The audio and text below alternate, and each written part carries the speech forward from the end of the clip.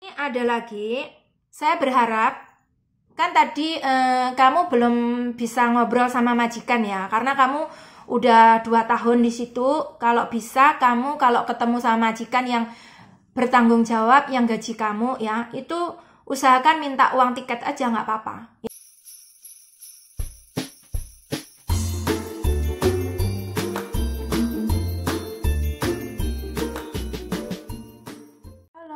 Selamat malam teman-teman semuanya. Assalamualaikum.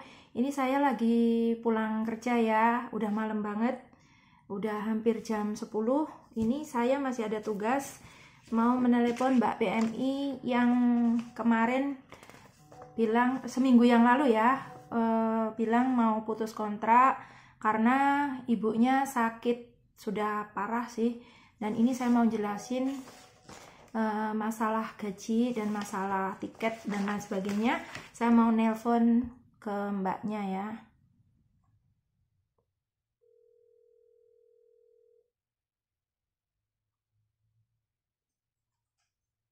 Halo, assalamualaikum. Ya, selamat malam. Udah selesai kerja? Udah. Kebetulan bangun. Oh, Ama bangun. Amanya bangun terus mau apa? Mau kasih dia apa? Maksudnya? Mau bantu dia ke tempat duduk buat kencing langsung. Oh, di masih apa di itu nggak mau dilihatin nggak apa gimana? Masih bantu amanya ke kamar mandi ya, mau kencing. Nenek-nenek gitu ya. Nini-nini, kakek-kakek kalau malam kegiatannya, kerjaannya kencing mulu. Bolak-balik ke kamar mandi. Makanya kalau jadi PMI harus siap mental ya. Jadi kalau malam tuh nini-nini tuh sama pasien-pasien pokoknya dianya bolak-balik kencing ke kamar mandi. Harus sabar ya. Sambil menunggu mbaknya ya. Belum diangkat. Halo. Halo. Ya. Ini kenapa alasan kamu putus kontrak, Say? Kamu kan tinggal selangkah lagi ya. Udah 2 tahun ya. Iya, Kamu di rumah majikan kerja berapa lama sih? saya udah 5 tahun, Lause. 5 tahun. Nah, ini yang kontrak kedua, udah 2 tahun. Iya. Tinggal selangkah lagi loh kamu. Iya, Lause, ya mau gimana lagi, Lause? Gimana? Ceritanya gimana sih? Kronologinya apa? Dapat kabar apa? Kan waktu pulang cuti tahun lalu, ibu keadaannya masih sehat, masih bisa jalan-jalan, masih bisa kemana aja, masih sehat lah pokoknya. Ya, terus? Setelah 2 bulan saya di Taiwan,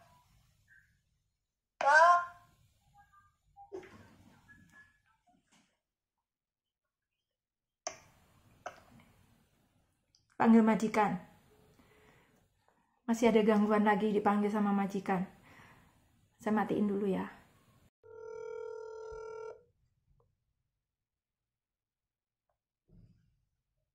Halo? Ya? iya, halo. Udah? Oke? Udah, Sini ini udah selesai kencingnya. Udah. Ntar manggil lagi. Resiko ya. Jadi Resiko lah, kerja ya kayak gini lah. Iya, resikonya. Mau tidur, namanya kencing ya harus bangun. Iya, memang itu tuh udah tanggung jawab kita ya. Iya, benar. Oke, saya lanjut. Ini gimana ceritanya kok kamu tiba-tiba putus kontrak seminggu yang lalu, bilang ke saya mendadak sekali. Gimana? Ya, kan 1 tahun lebaran kemarin kan saya cuti. Pulang kan lihat ibu masih sehat, alhamdulillah. Waktu saya pulang, setelah saya kembali, 2 bulan setelah saya kembali ternyata ibu sakit sakit kena kanker serviks. Saya juga kaget waktu itu kan. Ibu masih muda? Udah tua loh, sekitar 70 tahun. 70 tahun. Ibu selama ini yang merawat siapa? Ada adiknya. Oh, adiknya yang merawat. Oh, adiknya ibu kamu? Iya. Oh gitu. Terus kemarin kok seminggu yang lalu tiba-tiba kamu kok telepon saya minta putus kontrak, itu kenapa lagi? Ibu gimana? Kondisinya sekarang gimana? Sekarang makin parah loh, Makin parah? Iya loh, kemarin waktu tiba-tiba saya telepon loh minta putus itu karena ibu saya udah drop 2 kali loh. Jadi dirawat di rumah sakit opname lagi? Iya, opname lagi. Oh. Terus ibu juga manggil-manggil saya, jadi saya nggak tega. Jadi langsung telepon Lause, minta pulang secepatnya. Ya, terus kan saya nyaranin ya, sebelum kamu saya nyampein ke kantor, kamu tak suruh, kamu udah nyampein ke saya, kemudian kamu cerita ke saya kondisi kamu dan ibu kamu, kemudian kan saya saranin kamu ngasih tahu ke majikan ya. Iya, waktu itu tanggapan majikan gimana? Setelah kamu bilang minta putus kontrak itu gimana tanggapan majikan? Karena majikan udah tahu kondisi ibu saya, iya majikan mengiyakan. Mengiyakan. Jadi menyetujui juga kamu putus kontrak ya? Iya, iya langsung menyetujui. Saya pun juga nggak tega ya, banyak yang kayak yang selain kamu juga ada beberapa bulan yang lalu juga putus kontrak itu ya.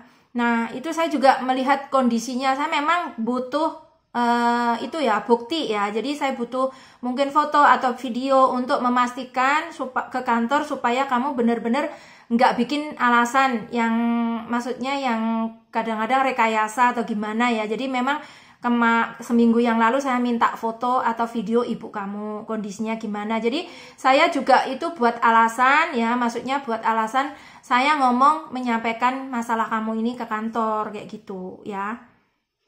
Nah, kemudian setelah saya melihat ya memang saya percaya, kemudian saya secepatnya bantu kamu. Tapi karena kamu seminggu itu setelah telepon saya, kan saya udah ngomong kamu ya, kamu harus kasih tahu ke majikan. Saya tunggu 1 minggu kamu gak ada telepon ya.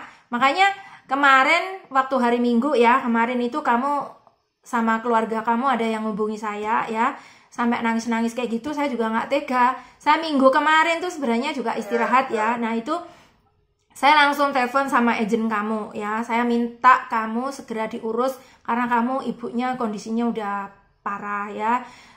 Jadi udah nggak bisa bertahan lagi, nggak bisa menunggu waktu lagi kan gitu. Iya sebenarnya. Terus alhamdulillah hari ini kan hari Senin ya, itu kamu kasusnya kamu sudah diproses ya. Kamu jangan nangis. Jangan nangis, sabar. Saya belum selesai ngomong, jangan nangis. Jadi kasusnya kamu hari ini sudah langsung diurus sama kantor. Bagaimanapun kalau kemarin kamu sedih, nangis, kita belum bisa urus ya. Kita kan janjiin kamu, saya janjiin kamu, saya juga minta maaf, saya harus menunggu jam kerja. Jadi saya tadi pagi langsung laporan sama kantor, saya suruh kamu nyiapin, maksudnya agensi nyiapin surat-surat yang buat kamu putus kontrak dan lain sebagainya. Ya, sebenarnya ya dari agensi, jadi dari agensi sebentar ya. Tadi kita itu gini, merasa kondisi yang seperti saat ini kita juga kasih pengertian ke majikan ya, maksudnya kita mau cari penggantinya kamu itu kan susah ya kan, karena dari Indonesia kan belum proses, sementara masih ditutup, dan yang di Taiwan sini kita juga nggak ada penggantinya kamu kayak gitu, jadi sama sekali nggak ada PMI yang baru di sini. Nah otomatis kita mau menunggu juga nggak bisa menunggu, makanya tadi saya berusaha memohon sama mereka segera diproses masalah kamu. Kamu harus berterima kasih, bersyukur sekali ya. Hari ini pun saya kasih jawaban sama kamu, kita langsung booking tiket ya. Tapi yang pertama tadi kita mau booking kamu, maksudnya daftarin kamu untuk tes swab dulu ya. Kan cari serti PCR dulu ya. PCR itu kan harus kita urus di sini. Nah, tadi kita udah daftarkan di rumah sakit, kemudian nanti biayanya kamu tanggung sendiri ya, sekitar 8.000 ya. Jadi karena sekarang kamu harus, saya nggak mau tahu yang udah pulang-pulang di bandara lolos nggak ada PCR, tapi untuk anak-anak saya haruskan memang. Karena saya tidak tahu setiap hari penerbangan itu gimana, kita nggak tahu. Karena posisi kamu ini urgent, kamu harus segera pulang, ya toh. Kalau sampai nanti di bandara atau nyampe Indonesia ternyata kamu masih belum bisa diberangkatkan, apa kan susah lagi nanti, ya kan? Otomatis keputusan pemerintah, maksudnya peraturan pemerintah ini harus, ya kita harus sarankan ke anak-anak saya harus urus kayak gitu, harus tes ya. Nah, kemudian kita tadi udah atur jadwal. Bulan Januari tanggal 4 kamu dibawa ke rumah sakit dulu tes swab ya. Nah, bulan Januari tanggal 5 kamu dibawa ke Depnaker untuk putus kontrak. Nah, kemudian nanti tanggal 6 kamu sudah bisa pulang ya. Tiketnya udah ada, alhamdulillah. Nggak susah juga ya. Aku sampai gemeter saya tadi itu. Saya mintanya kamu memang harus segera pulang, saya bilang gitu. Kondisi ibu kamu udah nggak bisa menunggu lagi kamu. Ini tiketnya ya, tiket pesawat. Kamu Januari tanggal 6 jam 9 pagi kamu terbang dari Taiwan sampai Jakarta jam setengah 2 atau jam 1:20 menit ya. Kamu naik pesawat EVA Air. Ya, apa aja ya, yang penting kamu bisa pulang. Iya, saya bisa pulang, bisa ketemu mama. Iya. Terus ini masalah gaji ya. Iya, bentar ya. Ini saya mau jelasin masalah gaji kamu. Bulan 12 kamu masih ada sisa gaji 1 bulan ya. Yang bulan nanti gaji bulan 12 ini kan terima gajinya tanggal 2 ya kamu ya. Berarti Januari tanggal 2 kan kamu gajian, ya kan? Itu masih terima gaji 1 bulan, 18.956 gaji bersih. Tapi terus nanti dipotong agensi 1.500 kayak gitu, ya. Terus dipotong terus kamu ada sisa gaji lagi bulan 1 tanggal 2 sampai bulan 1 tanggal 5. Ada 3 hari setengah. Ya. Ada harian 3 hari setengah. Ditambah minggunya ada 1, jadi total gajinya 2.214. Jadi semua nanti totalnya segitu tadi, gaji pokok 1 bulan sama gaji 3 hari setengah sama minggunya 1, kayak gitu. Perinciannya beda-beda, harian sama minggu lembur itu beda. Kamu kemudian ada uang cuti tahunan karena kamu pas 2 tahun, ada cuti tahunannya 14 hari ya. Kali 567, totalnya 7.938 ya. Oke, kemudian kamu di tahun ini, di tahun 2021 nanti pas kamu pulang, karena kamu nggak genep 183 hari kamu kena pajak ya. Itu cuma sedikit, 1.307 aja pajaknya. Ya. Terus dipotong tadi potongan agensi 1.500 yang bulan 12 ya. Sama potongan yang harian tadi cuman 200 NT ya. Terus tiket pesawat kamu, karena kamu di sini putus kontrak ya. Kita harus memaklumi ya, kamu nggak boleh sedih, nggak boleh apa. Putus kontrak kamu harus bayar tiket sendiri ya, 13.300 karena kamu tiketnya udah Januari. Itu udah ikut tahun baru. Jadi ini agak mahal. Kalau kemarin-kemarin yang tinggal bulan Desember tanggal 30 tiket masih 12.000 saya. Tapi ini tiket kamu udah 13.300. Kemudian kamu masih ada sisa bawa pulang uang, itu masih ada sisa 12.801 ya. Masih cukup buat uang itu ya, buat pegangan ya. Ini ada lagi, saya berharap kan tadi kamu belum bisa ngobrol sama majikan ya, karena kamu udah 2 tahun di situ. Kalau bisa kamu kalau ketemu sama majikan yang bertanggung jawab yang gaji kamu ya, itu usahakan minta uang tiket aja, nggak apa-apa ya, nggak apa-apa. Walaupun kamu cuma 2 tahun, kamu coba-coba ya. Tapi kan masalah tiket ini, masalah tiket kepulangan kamu sebenarnya harus siap karena kamu putus kontrak loh saya. Jadi nggak ada maksudnya gini, nggak ada peraturan majikan harus beli, nggak ada. Hanya saja kamu boleh minta sama majikan ya. Kita sebenarnya udah berusaha minta tadi, cuman majikan ada beralasan karena kamu putus kontrak gitu. Terus lagi pesan saya, ini semuanya udah beres ya, masalah perincian gaji udah jelas ya. Nanti saya fotoin ke kamu ya. Ini apa aja gitu kan, ada saya tulis bahasa Indonesianya di sini biar kamu jelas. Dan tiketnya nanti saya akan fotoin. Dan untuk besok, tadi saya lupa nggak motoin kwitansi untuk pembayaran pajak. Tadi lupa. Jadi besok saya fotoin ke kamu ya.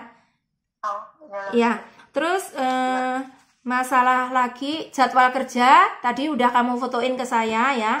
Siapa tahu nanti di saat kamu pulang itu, kita juga usaha ada penggantinya kamu kayak gitu.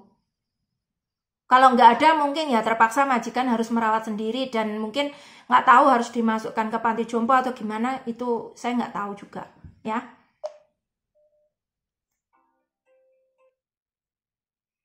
Saya lanjut ya. Ini semua yang saya jelasin udah jelas, kamu udah jelas, udah paham ya.